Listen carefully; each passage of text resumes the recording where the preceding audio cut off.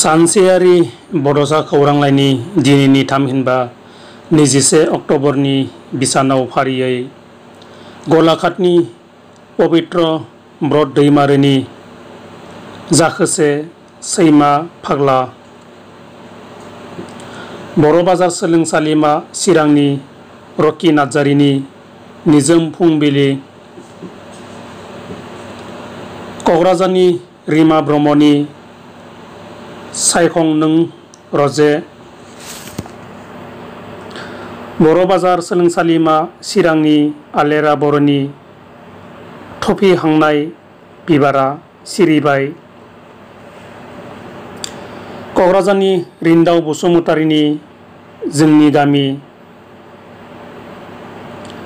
बाक्सानि दैदेनसि फादांनि गोथां आबिर,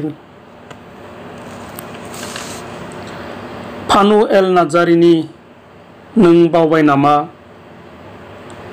क'क्राझारनि अनिमिया नार्जारिनि बर' हादोर, बिबारि बर'नि सिमांनि जोहोलाव आरो चिरांनि लक्षिकान्त दैमारिनि जुलिया नङा गुबुनजों खन्थाइया सेबखांजादों। मिजिंथिबादि सानसेयारि बड'सा खौरांलाइयाव अराय नोंथांनि बेसेन बखरा लिरथिखौ दैथायहरबाय थागोन आरो सानसेयारि बड'सा खौरांलाइखौ अराय अनसायलांबाय थागोन। गोजोन्थों।